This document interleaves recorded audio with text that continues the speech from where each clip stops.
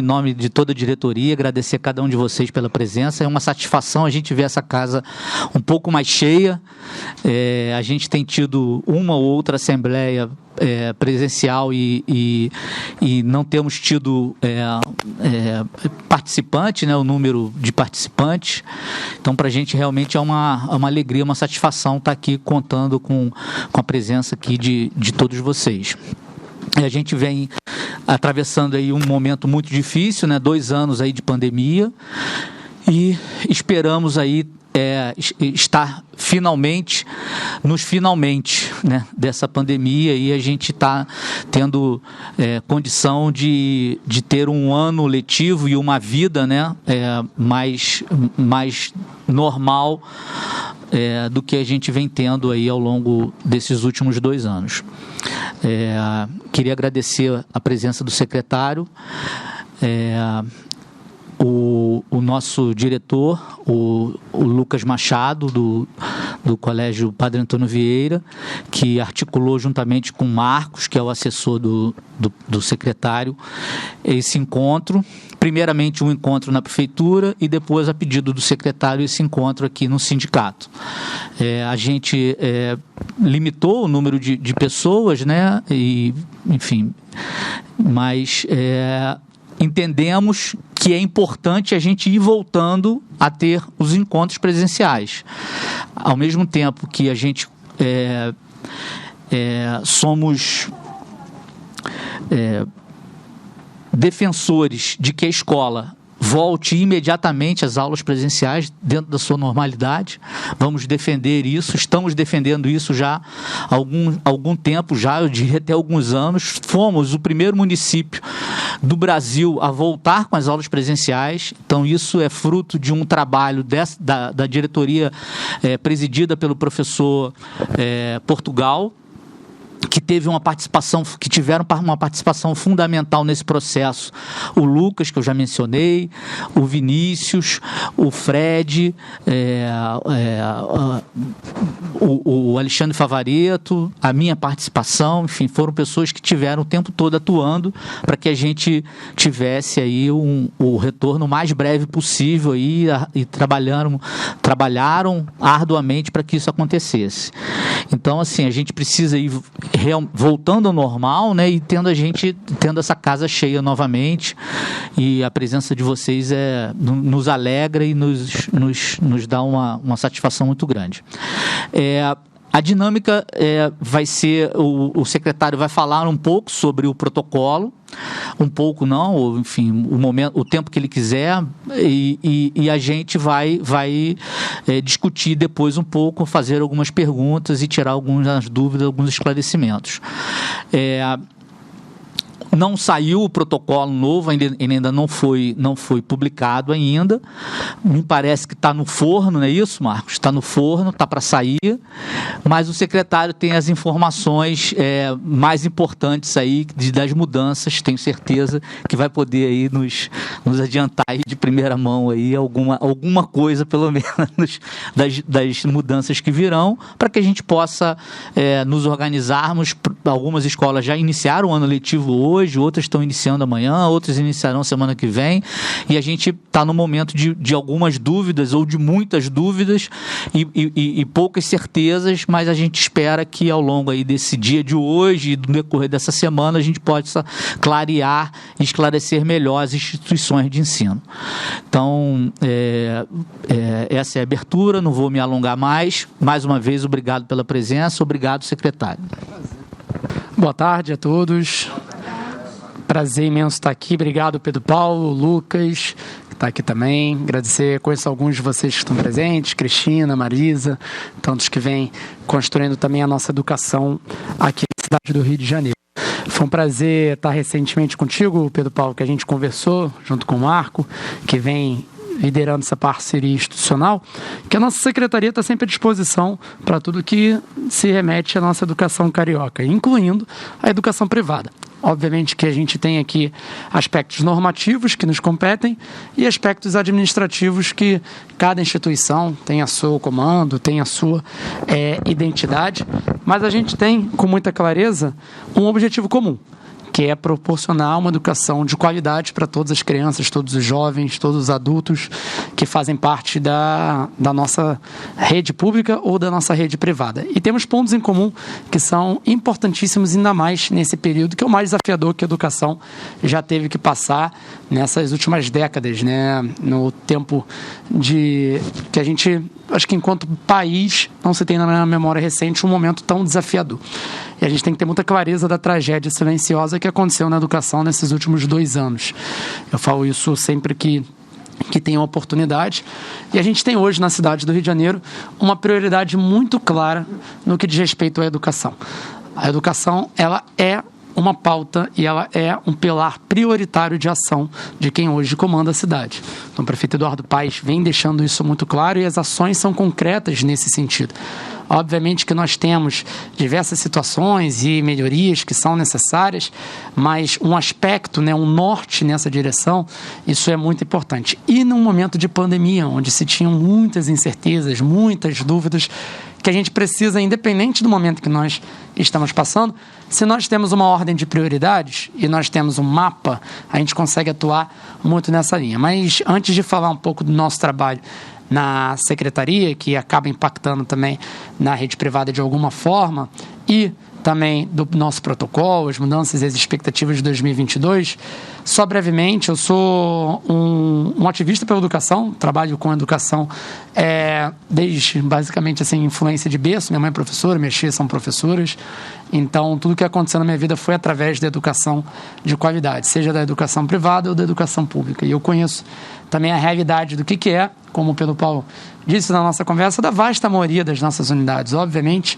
que nós temos escolas que são escolas de grande porte, escolas de um espectro nacional ou até regional, mas quando você pensa na grande maioria das escolas que existem no Rio, das escolas privadas, você está falando de uma escola de bairro. Você está falando daquela escola que tem aquela presença e que tem as suas dificuldades e que tem a sua identidade muito nessa linha. Então, tenho muita empatia também por todas as dores e sei o quanto que foi difícil esse período de 2020, 2021, até por um aspecto pessoal, que a primeira escola que eu estudei em São Gonçalo, sou nascido e criado em São Gonçalo, acabou fechando por esse motivo, passando para um novo dono, né, a respeito disso. Então, assim, a gente vê muito de perto todas as dores e todas as dificuldades.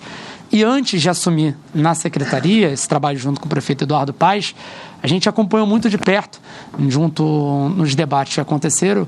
Eu sou deputado estadual licenciado, todos os momentos e todas as dificuldades que eram enfrentadas e a conta não fechar, né? Existe um desafio nosso muito grande, né, Marisa, que a gente sabe enquanto rede pública, que é fundamental, que é a garantia dos direitos básicos de boa parte dos nossos alunos. Eu sempre digo isso, que a escola tem um papel que vai muito além da aprendizagem. Quando a gente fala dos nossos alunos, eu sei que para muitos de vocês isso também. Ela é importantíssima para o acolhimento socioemocional, ela é importantíssima para a convivência social. Criança precisa de criança, precisa aprender a cair, a levantar, a se sujar, a perder, a ganhar, precisa se desenvolver próximo de outras crianças.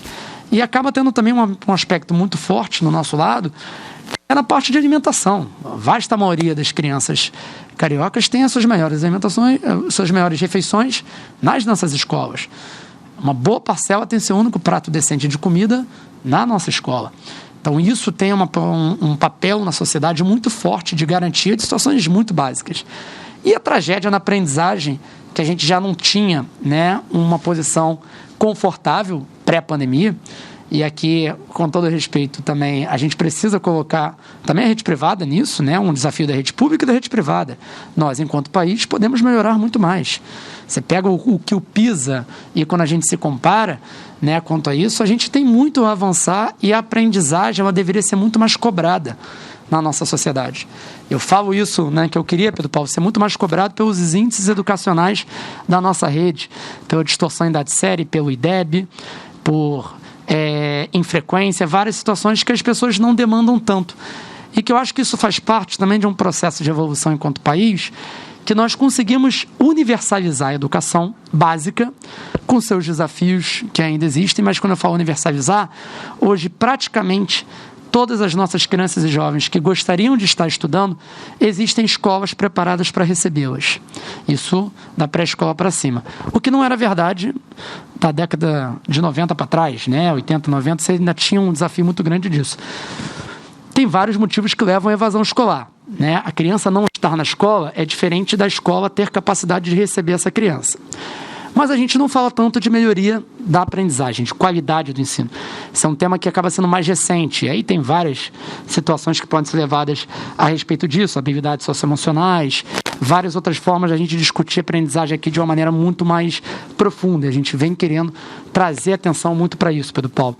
Mas para a gente ter a aprendizagem acontecendo, a gente tem que ter a escola funcionando, né? Esse é o primeiro passo. Então, em 2021, foi o momento de conseguir organizar a casa, de chegar numa prefeitura, e uma prefeitura que estava muito endividada, que ainda tem os seus desafios, mas uma secretaria que tinha uma dificuldade ali também de fazer a roda girar, porque várias situações não estavam tendo, né, os seus compromissos respeitados, e isso, dado como a cidade se encontrava em uma pandemia, um contexto que a gente enfrentava extremamente desafiador nesse sentido. Então a gente começou organizando essa cozinha, organizando essa casa e colocando de forma muito clara o nosso objetivo de que a escola deve ser a última a fechar nessa cidade e a primeira a reabrir.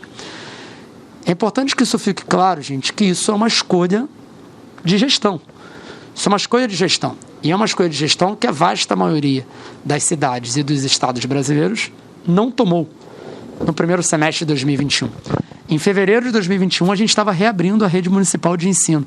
E, obviamente, que muitas escolas privadas já tinham, né, nesse processo, mas a gente sabe que quando a gente caminha de uma forma mais alinhada enquanto educação, todos têm a ganhar quanto a isso. Não existe, de forma alguma, competição. Existe uma complementação. A gente tem essa visão muito, muito clara. E quanto mais tiver essa troca de experiências, essa troca de práticas que acabam acontecendo, melhor, para que a gente possa ir melhorando na nossa administração, para que as outras escolas, no seu nível individual, consigam também melhorar e que a gente consiga normatizar da forma mais adequada possível.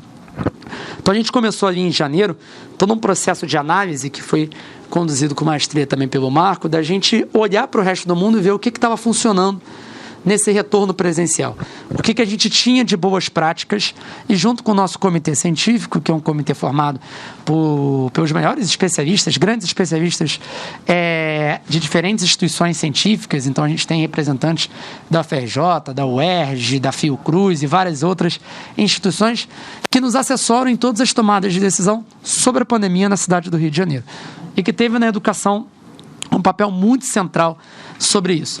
E muitos, eu particularmente já acompanho há muito tempo, antes de entrar também na vida pública, atuava muito na parte de formação de políticas públicas com um grupo chamado Mapa Educação, que a gente vinha acompanhando esses temas e é bacana você ver a coerência também dessas pessoas com isso.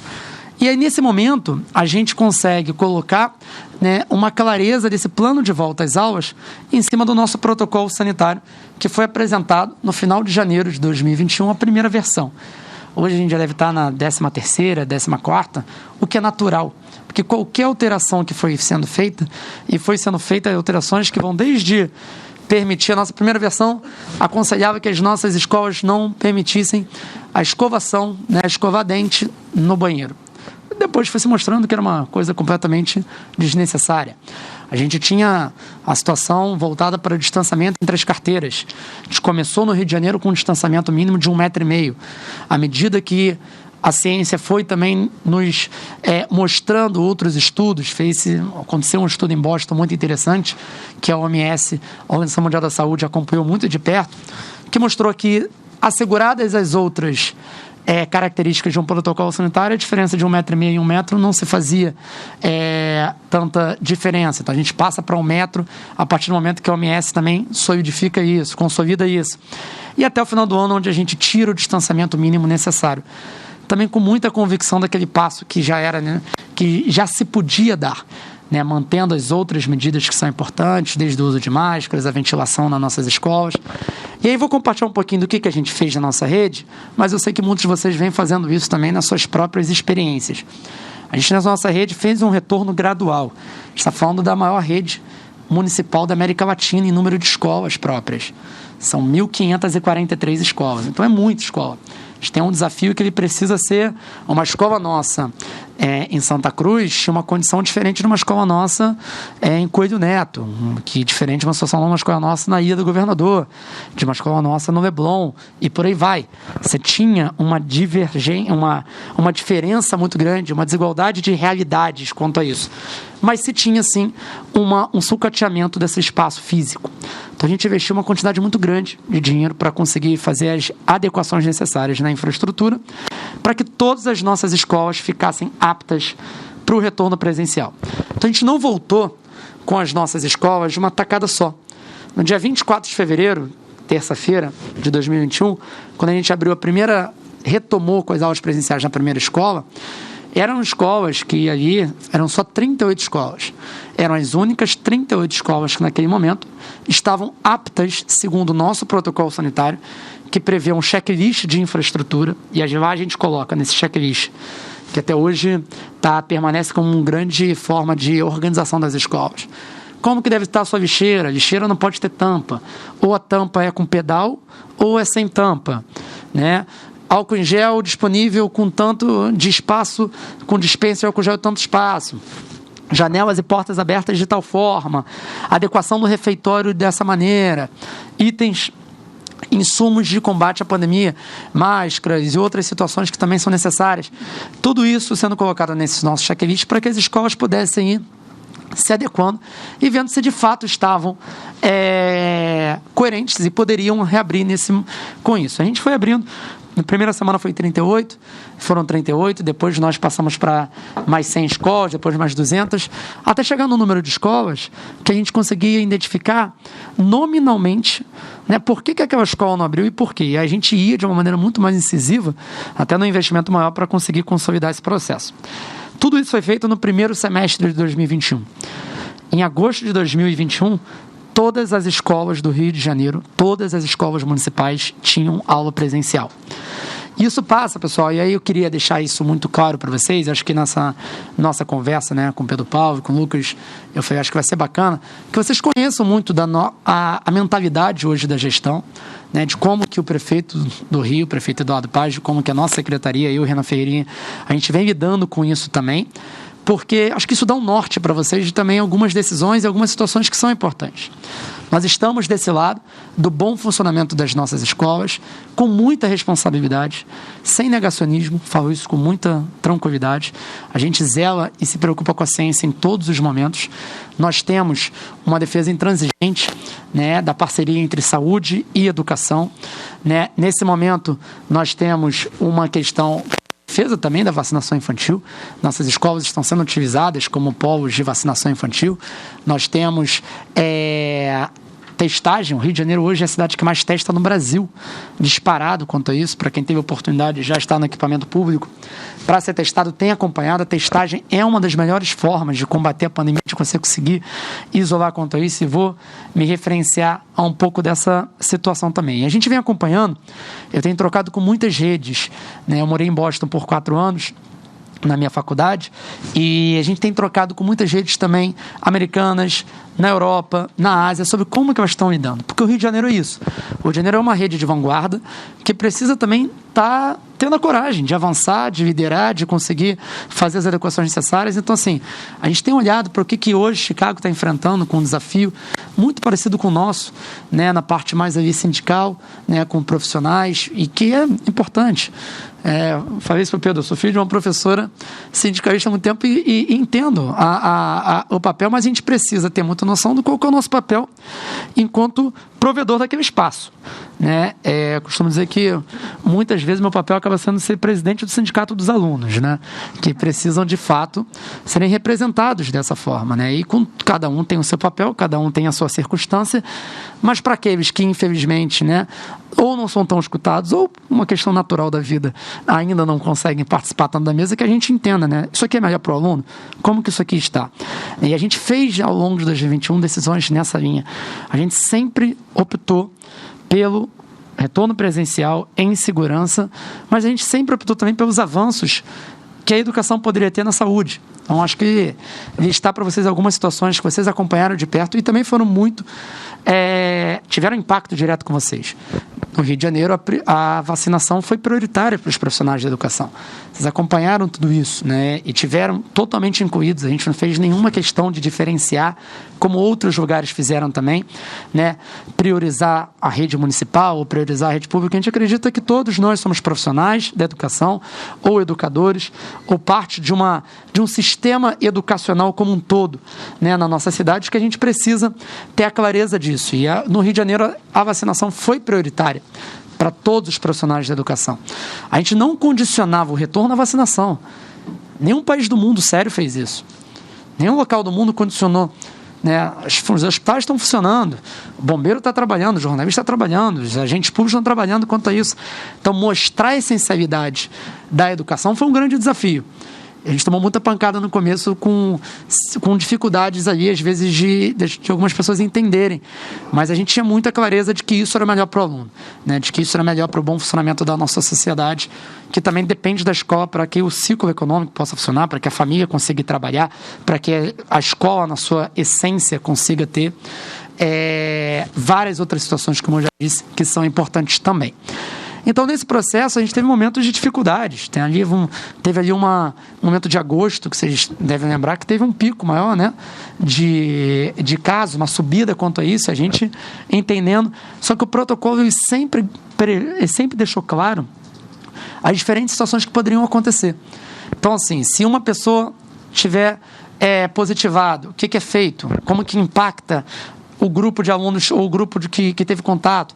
Se 2 pessoas, qual é o momento que a gente suspende de forma temporária as aulas presenciais naquela unidade que teve um conjunto, né, maior ali que precisou dessa decisão? Então, isso foi se criando uma credibilidade até para os mais críticos desse processo, porque as pessoas viam que em nenhum momento, e é um pedido que eu faço aqui, né, que em nenhum momento a gente se furte de tomar as decisões que são necessárias. Se tiver que ir para o remoto, tem que ir para o remoto. A gente não vai brincar de forma alguma. Ter uma defesa da priorização da educação, das atividades presenciais, não quer dizer nada com a irresponsabilidade de não reconhecer certos casos.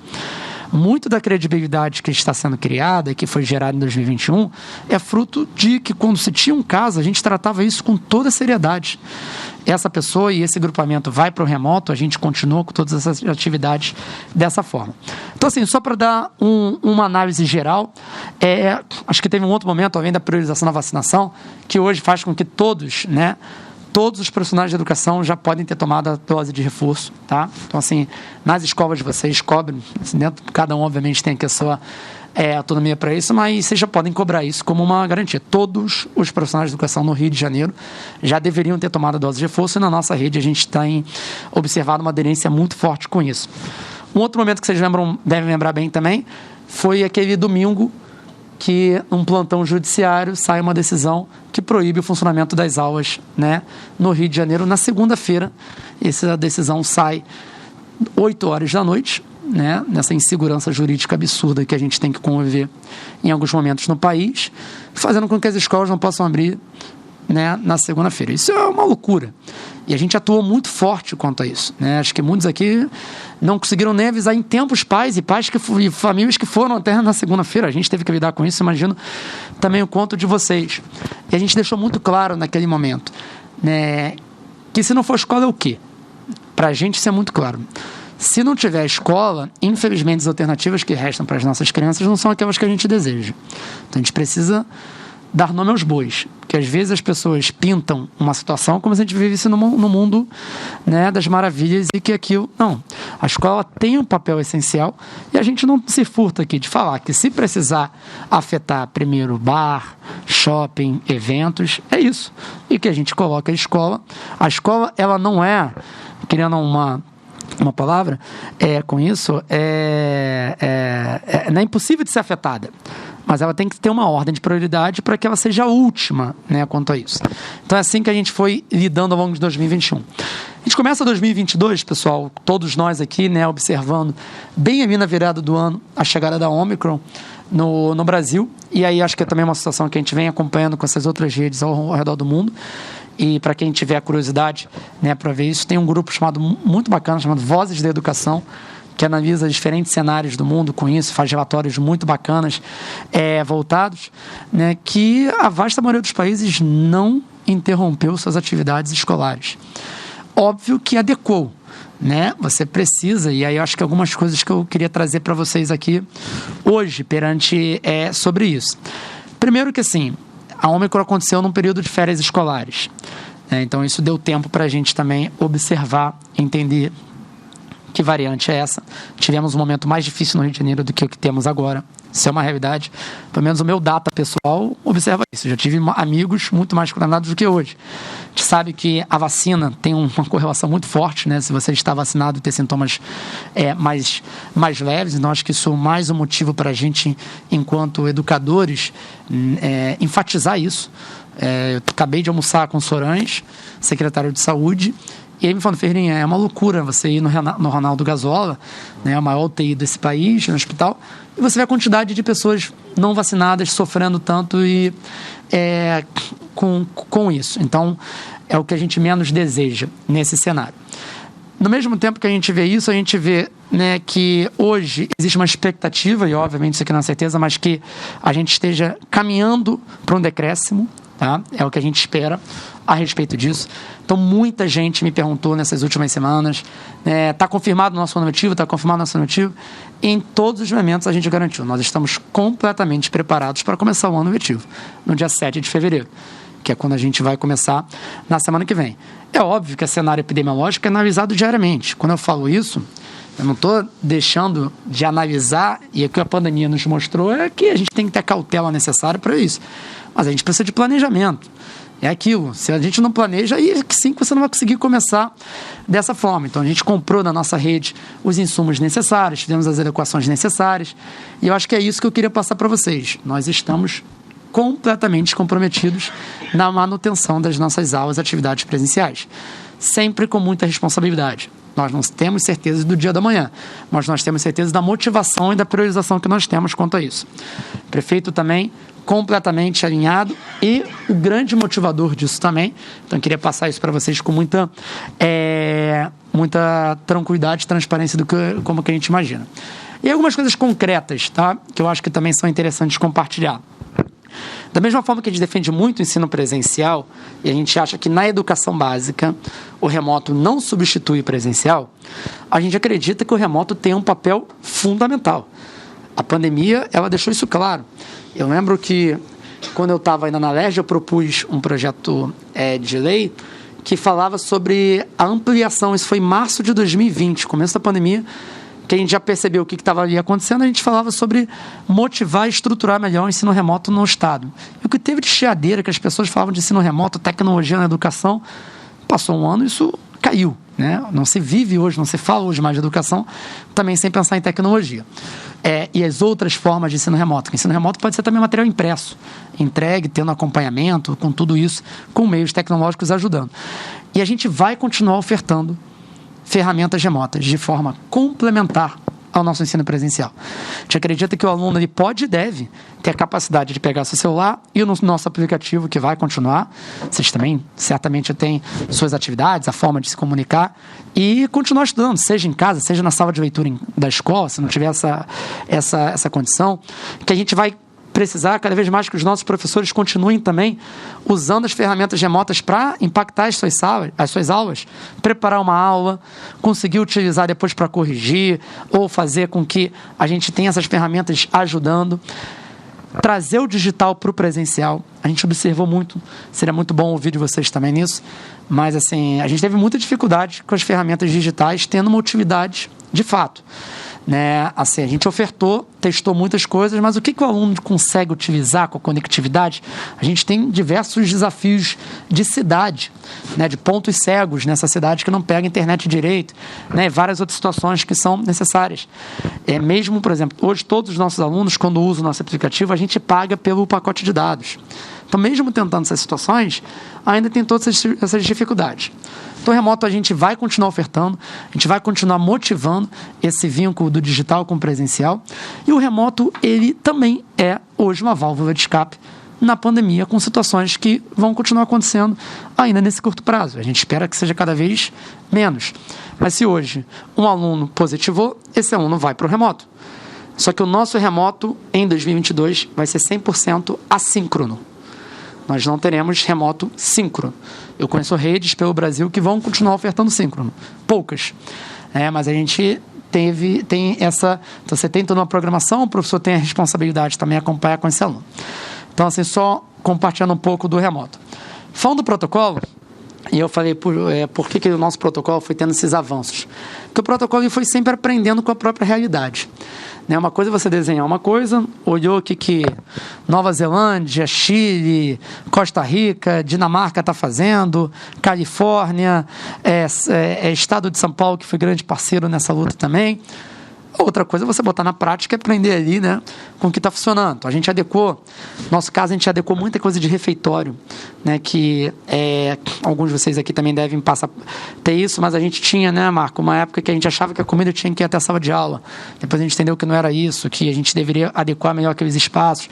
Então, teve essas adequações. Mas a ideia é que o protocolo ele possa ser sempre, cada vez mais, factível com a avançada ciência e com o que a gente vai aprendendo. Então, a principal diferença que a gente já fez para 2021 é a retirada do distanciamento mínimo. Tá? Então, hoje você não tem um distanciamento mínimo entre carteiras. A gente fez isso em novembro do ano passado e vai continuar dessa forma. Você pode ter a quantidade de alunos que a sala tem, com todo o cuidado relacionado à aglomeração, o que for, mas isso pode ser mantido. Uma outra situação que eu acho que é a grande diferença agora diz respeito ao que acontece quando alguém fica infectado, quando alguém tem um teste positivo. Primeiro que o tempo para retornar diminuiu. Tá? A Omicron fez com que muita gente, vários secretários de saúde observassem isso, o Sorange, junto com o comitê científico, se não me engano, hoje está 7 dias, certo? Então, o tempo mínimo passa a ser 7 dias. A gente tinha antes 14, de 10 a 14, dependendo de como está a circunstância. Então, hoje você passa de 7 dias a contar do sintoma, tá? Detectou o sintoma ou teve o teste positivo, você pode contar a partir de 7 dias. E a gente também, e aí eu não vou entrar aqui em tantos detalhes, porque a gente vai divulgar esse protocolo certamente essa semana, e eu estou com expectativa que a gente já consiga estar divulgando amanhã. Faltam últimas coisinhas aí para bater com a saúde quanto a isso. E sempre é o seguinte, gente, hoje o protocolo vigente é o que está no nosso site, tá? É a última versão. Nunca tem uma falta de um protocolo, sempre tem um vigente. A gente só vai colocar um novo, com essas adequações, que a gente está expandindo nisso. Então, a partir aí, mais tardar, quinta-feira, a gente vai estar... Quinta, sexta-feira, a gente tem isso aí já atualizado. Uma outra situação que eu acho que é interessante, uma coisa que eu tenho conversado com muitos secretários de outras grandes redes, tanto no Brasil quanto fora. A gente tem que ser capaz de, cada vez mais, isolar quem precisa ser isolado. E não... o grupo ser muito afetado com isso. Eu só tenho uma forma de conseguir fazer isso. Testagem. Tem que testar. Então, não é coincidência esse efeito do Rio de Janeiro, de investir tanto em testagem. Tem aspectos, consequências diretas na nossa saúde, no que diz respeito à organização da nossa rede de saúde, na economia e na educação. A gente tem trabalhado com a saúde muito em parceria, e acho que seria muito bacana que vocês também tivessem isso em mente, que se você tiver a capacidade de testar um corpo de alunos ali com isso, a gente consegue ter uma maior capacidade de só isolar quem precisa ser isolado.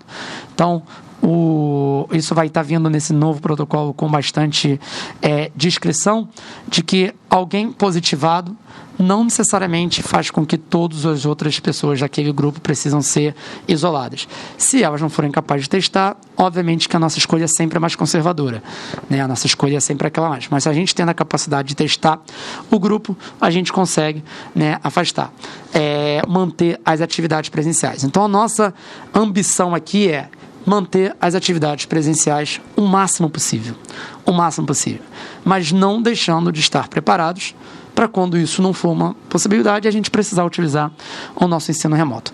Então, assim, gente, acho que em linhas gerais são essas principais situações que eu queria colocar com vocês, deixar claro o nosso norte, deixar claro a nossa priorização, a gente tem aprendido juntos nesse passo, a gente tem deixado muito claro também, o meu maior receio era que se criasse uma narrativa de nós contra eles, assim, no nosso caso, de nós, secretaria versus os nossos profissionais, que não existe isso. A gente está todo mundo no mesmo barco. Nossos professores tiveram que se adaptar muito para conseguir passar por esse momento. É um momento complicado, sim, mas a gente não pode cruzar os braços e deixar que as nossas crianças fiquem à mercê. Então, acho que para 2022, mais do que um ano de retomada, porque isso já foi em 2021, é um ano de aprofundar. É um ano da gente conseguir fazer com que a criança esteja na escola, aprendendo da maneira adequada. E o que a gente puder fazer, ou para ajudar, ou para aprender com vocês, certamente será bastante oportuno. Obrigado. Bom, então, auditório, diretoria, algum diretor, algum questionamento, alguma pergunta? Pois não?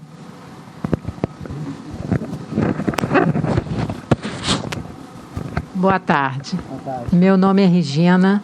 Eu gostaria de saber, no caso dos alunos com comorbidades, tá? Eu vou citar o exemplo lá da escola. Nós temos crianças que fizeram transplante. Nesse caso, o responsável deseja que ela volte ao presencial. Estando vacinada, eu preciso que ela assine algum termo para voltar ao presencial ou não? Essa é uma ótima pergunta, Regina. Primeiro que é sempre uma escolha do responsável, né? Voltar e quanto a isso, no caso da comorbidade, né? Certo. Sem comorbidades, a gente traz até muito disso que assim, é obrigatório, de fato. A gente não pode permitir, enquanto nação, eu acho que isso aqui é um papel nosso de educadores, colocar na balança se vale a pena as nossas famílias levarem os seus filhos para a escola ou não. Eu conheço situações de famílias que estão... será que vale a pena?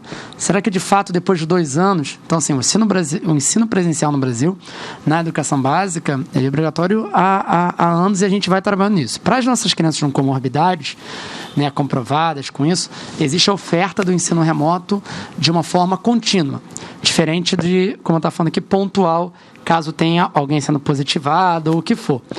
E aí, eu acho que cabe, a gente não tem requisitado isso. A gente entende que se o simples ato de um familiar levar a criança até a escola, sabendo das condições e do protocolo, já está deixando claro a responsabilidade, né, e a escolha desse familiar quanto a isso. Vai ser uma escola, mas não como obrigação, mas de uma maneira, se você achar que é uma coisa que vale a pena, se é uma situação, obviamente você tem total flexibilidade para isso. Mas essa criança, ela já precisa do responsável para simplesmente estar matriculada e seguindo isso, e você não vai estar, nesse caso, demandando a obrigatoriedade dela estar na escola, mas a família tomando essa decisão, para mim já fica muito claro que a responsabilidade já está com a família a respeito disso. Certo. Eu tenho uma outra dúvida também. Essa engloba a parte de funcionários. Tá. No caso das funcionárias grávidas, elas podem, mesmo da rede particular, estarem trabalhando desde que estejam vacinadas? Eu não sei como que ficou isso no nosso protocolo, a gente chegou a... O que a gente tem de diretriz, existe uma lei federal que resguarda as gestantes. Essa lei está enquanto vigia a pandemia, então assim, acredito que isso ainda continua. Não, é uma questão jurídica, aí nós estamos com a nossa assessoria jurídica aqui, doutor Renato, mas, salvo engano, essa lei caiu, não foi isso, doutor Renato? Está vigente ainda? Tá, então está vigente ainda. Então elas permanecem no trabalho remoto. Eu pediria só para a gente poder circular, porque o secretário tem pouco tempo a mais, tem 15 minutos. Obrigada. Só para a gente poder circular. Tem uma senhora lá atrás, Vitor, por favor. Obrigado, professora. Obrigado. Obrigado, Regina. Então é isso. Mas foi bem no meio, essa lei circulou bem no meio quando a gente estava voltando a tomar também. E aí lei a gente cumpre sempre. Boa tarde. Boa tarde. Meu nome é Valéria e eu tenho uma dúvida em relação a justamente esse remoto, desses alunos com comorbidade e o remoto daquele aluno que positivou. São remotos diferentes ou os dois serão de forma 100% assíncrona, como você falou ainda agora? Vamos lá. É ótima pergunta também. Qual é o seu nome? Valéria. Valéria. Os dois são de forma síncrona. É uma situação que a gente, até em termos operacionais, de capacidade de pessoal, nós estamos ofertando. Porém, nós temos um trabalho, para quem conhece um pouco mais a rede municipal, muito interessante de educação especial. A gente tem um centro de referência em educação especial, chamado Instituto Helena Antipoff, que fica na Tijuca, até super aberto para quem quiser um dia conhecer, né, a respeito disso. Então, nós temos uma série de atividades já para o público de educação especial que tem uma correlação com público, né, de alunos com comorbidades, mas não são todos. Você tem vários alunos com comorbidades que não são alunos que usufruem da educação especial. Mas você tem alguns que têm uma correlação grande quanto a isso. Que nós já temos uma estrutura, por exemplo, de sala de recursos, nós já temos atividades específicas para eles. Às vezes o pai, às vezes a mãe prefere o seguinte: ó, meu filho não vai voltar para o presencial na escola, mas vai na sala de recurso, vai na atividade no IHA. Então, só para te dizer que sim, a gente vai estar tornando assíncrono geral, ele não vai poder, a gente não tem essa capacidade, não tem professor, capacidade operacional hoje para conseguir fazer isso. Mas a gente tem outras ferramentas à disposição da nossa educação especial. Nós temos hoje 20.500 alunos que usufruem da nossa educação especial. Então é muita gente, né, para isso. Então, nessa linha. Ok, obrigado. Mais uma dúvida. Em relação ao isolamento do aluno positivado, os demais alunos da sala terão que fazer teste para continuarem na escola? É isso que eu entendi ou não? Isso a gente tendo a capacidade de ofertar isso. Então, por exemplo, vamos dizer aqui o que eu quero dizer com capacidade. Hoje a gente tem uma relação muito próxima com as nossas clínicas da família. Toda escola municipal do Rio tem uma unidade de saúde de referência. A gente tendo muito testes, a gente poderia ter a capacidade de testar, né, em massa, né, quanto a isso. Isso é uma situação de administração pública. Vocês, por exemplo, poderiam ter a possibilidade de vacinar num centro de testagem. E falar assim, ó, gente, amanhã de manhã todo mundo deveria ser testado ou poderia estar testando caso queira, uma sugestão, tá? Pensando na administração aqui. Ó, quem for testar e apresentar o teste negativo, né, vai poder continuar no presencial. Quem não for testar, você tem que optar da maneira mais conservadora, ou seja, tem que optar, na dúvida, é remoto. E faz o isolamento necessário de 7 dias. Mas o que a gente quer agora conseguir gerar já que a gente tem teste e tem a capacidade de testar muito mais do que a gente tinha antes, né, por que não? Eu, até trazendo para vocês aqui um planejamento que a gente tem, eu estou demandando para a gente escrever uma carta, eu e o Sorães, direta para a Anvisa, manifestando o nosso interesse na compra de autotestes. Assim, a gente vem defendendo isso a nível nacional.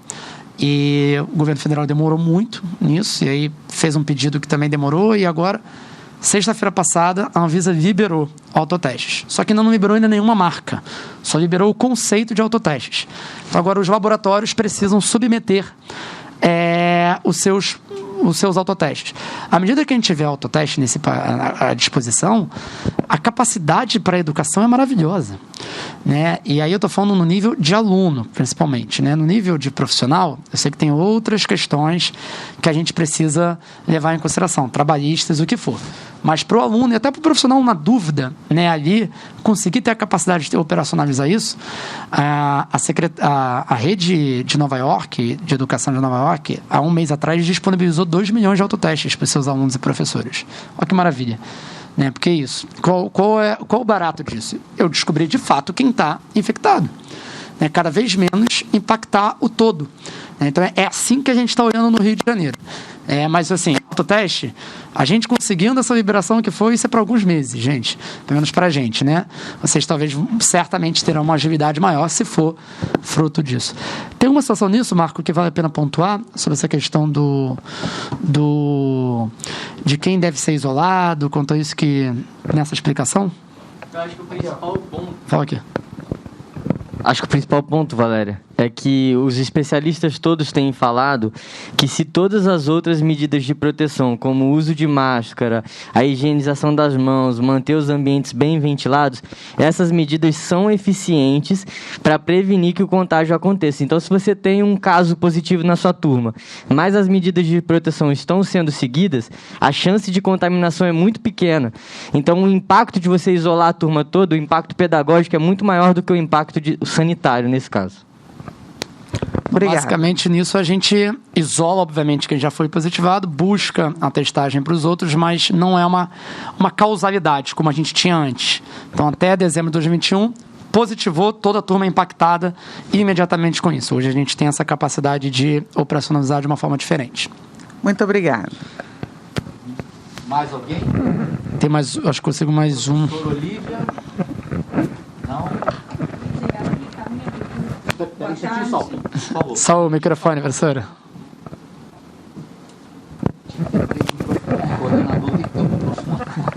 Boa tarde, secretário. Um prazer conhecê-lo. Eu sou Olívia Mansur, sou assessora pedagógica aqui do Cinep Rio. E eu recebo diariamente muitas consultas de escolas. Algumas o senhor já respondeu. E eu vou colocar duas questões assim, bastante discutíveis, que é a questão da vacinação. Eu sei que a gente pode incentivar, mas não pode exigir atestado de vacinação de criança, dos alunos. Essa é a mesma postura em relação aos funcionários, aos professores? Vamos lá. Na educação, no que diz respeito às crianças, e aí até falando enquanto gestão, nós incentivamos muito a vacinação infantil. Nós também. Nós temos várias formas de conscientizar isso, e nós vamos ser firmes, né, quanto a isso, em conscientizar. Nossas escolas estão à disposição. Hoje tem 11 escolas funcionando no Rio de Janeiro com pontos de vacinação infantil. Acabou a vacina, né, que chegaram poucas vacinas, né, poucas doses, mas a gente tem trabalhado muito nessa direção. Mas nós não vamos exigir, depois da matrícula, mais uma situação, né, de que o aluno precisa trazer. A gente tem um desafio imenso na educação, e a nossa diretriz é quanto mais atrapalhar a permanência dessa criança na escola, pior. Eu preciso que essa criança esteja na escola. Ela estar na escola é a melhor alternativa possível. Então, acho que isso é o mais importante. Então, a gente fala isso com muita clareza, né? A criança não pode ser prejudicada. Tem alguns entendimentos jurídicos que estão analisados. O Ministério Público soltou uma nota essa semana com uma questão, mas o Ministério Público fala só da matrícula, não fala de uma nova. O Brasil nunca fez uma campanha para todo mundo voltar a trazer. Aqui, ó, tá aqui de novo. Então, assim, acho que a gente também tem que ter, todo mundo aqui tem que ter a coerência de que existe uma pandemia, a gente tem todo o cuidado quanto a isso, mas a gente fazer o que normalmente é feito, né? A respeito. Então, acho que é um pouco do como a gente está lidando na nossa rede. No que diz respeito a profissionais, a gente tentou obrigar, mas foi judicializado. Tá? Então, assim, teve um decreto do prefeito do Rio dizendo que todo servidor municipal deveria se vacinar. Tá? Basicamente é o seguinte, não estava dizendo, se não se vacinar, não pode trabalhar, se não for trabalhar, é falta. Então, consequentemente, a gente tem... Só que esse decreto foi judicializado, então a justiça derrubou. Porque é sempre aquele risco, né, da judicialização que acontece. Pode ser que, infelizmente, está numa situação, tentem judicializar. O que eu quero, e acho que o Pedro Paulo trouxe um ponto aqui muito importante, que é uma sinergia nossa, né, nisso, de atuação em conjunta, de mostrar, né, a importância no ambiente da escola e tudo mais. Eu não sei te responder, nesse caso, com a rede privada. O que vocês podem fazer? Mas eu sei que tem uma discussão no mundo, né, muito forte quanto a isso, que talvez pode afetar. Eu vi que a Apple agora acabou de fazer uma decisão de que todos os seus funcionários têm que se vacinar. Você imagina um país como os Estados Unidos, que tem uma dificuldade de cultura vacinal muito maior. E por aí vai.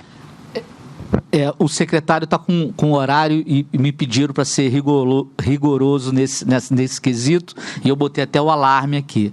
Então, eu encerraria agora agradecendo ao secretário, mas vou trazer para o público, talvez, que desconheça, eu conversei com o Marcos um pouquinho antes, o secretário, talvez até o senhor desconheça, mas eu comentei ele com o Marcos, eu vou apresentar aqui para o senhor e para o público que talvez muitas escolas desconheçam. A gente está com um problema muito sério na Alerj. tem um projeto de lei lá, específico para a rede particular de ensino, para ser votado agora, na quinta-feira, que qualquer caso, ele tem alguns itens lá, enfim, vários artigos lá, mas tem um artigo que é crucial, que qualquer caso, na escola privada, não é para a rede pública, é só para a escola privada, qualquer caso de profissional, professor ou administrativo, ou aluno que tenha testado positivo, a escola tem que suspender as aulas da escola inteira por 15 dias. Então, nós estamos preparando um documento para enviar para as escolas, para todas as nossas escolas, orientando que elas enviem para os deputados. A gente já fez isso em outras oportunidades e surtiu efeito. Então, eu deixo aqui já um registro para as escolas e um pedido para que façam isso, solicitem que seus colaboradores também os façam também, aquelas pessoas, aqueles professores mais próximos. É um movimento contra a educação, né? É um movimento que trata o cidadão de forma diferente, né? Porque o cidadão da escola particular não terá direito a frequentar a escola da mesma forma que o cidadão da escola pública, ou municipal ou estadual. Então, assim, eu trago isso para o público. A gente pode ficar aqui mais um pouco, falando um pouquinho mais, mas eu pediria agora para a gente se despedir do secretário. Claro que eu vou passar a palavra para ele fazer algum comentário sobre isso, pedir ajuda dele como deputado licenciado. É um projeto de lei 3887 do deputado Serafini. Enfim, agradecer então a presença do secretário, os esclarecimentos. Para a gente foi muito importante. É importante a gente ter essa sinergia, é importante estarmos juntos, entendendo que a educação é importante para todo cidadão, independente se é oriundo, se ele está na escola pública ou se está na escola privada. Então, muito obrigado aí, o secretário. Obrigado, Pedro. Só fazer um breve comentário e concluir também, assim, totalmente à disposição aqui para ajudar no que me cabe, e aí menos como secretário e mais como parlamentar licenciado, de que, assim, tem minha contrariedade um projeto como esse. Acho que para quem atuando e vendo na ponta todas as dificuldades, o que menos se precisa é de uma situação assim. Então, podem contar comigo, pedir aqui para o João também me ajudar, que acompanhou muito nessa direção, e eu acho que muito, até mais na direção de que isso seria errado em qualquer circunstância, seja com a escola pública, seja com a escola privada. Acho que a gente tem até essa diferenciação, né? Eu falei isso para o Lucas expressamente na nossa reunião, né? Que eu luto muito na nossa rede e no Brasil como no geral, que a gente sabe que isso precisa ser refutado, que existe um complexo de vira-lata na educação pública, né? Que a gente precisa acabar com isso. Não tem. A educação pública tem que ser de qualidade. A escola privada tem que ser de qualidade. Só tem espaço para os dois e não tem essa complementação. Ela é muito importante. A gente não pode tolerar nada menos do que uma educação de excelência e equidade para todas as nossas crianças. Então, assim, contem com o meu apoio, e eu queria aqui também parabenizar todos vocês no sentido de trabalho, esforço pela nossa educação. Todos são alunos cariocas, então acho que a gente tem isso muito em frente. E fico aqui à disposição. A Karina também está aqui no final, junto com o Marco. A gente, quem quiser, depois também tem contato. Obviamente o Pedro, Paulo e o Lucas como representantes, mas às vezes existem algumas situações que a gente está super à disposição para ter uma forma de operacionalizar isso. Então fiquem à disposição para entrar em contato com a gente, e que dentro dessa correria a gente vai avançando. Obrigado, e vamos em frente para um 2022 muito melhor. Valeu!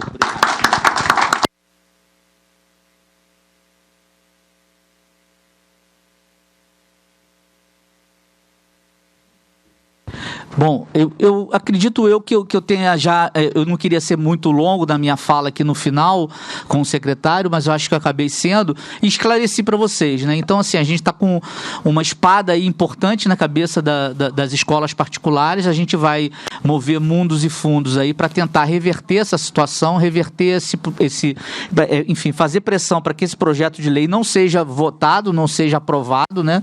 Quer dizer, se for votado, que não seja aprovado. Enfim, a gente tem várias possibilidades, mas é importante que haja um engajamento das escolas em defesa do nosso direito de trabalhar e de funcionar. Então, mais uma vez, agradecer a presença de todos vocês aí, uma boa tarde aí, um excelente ano letivo aí para todos vocês aí. Muito obrigado.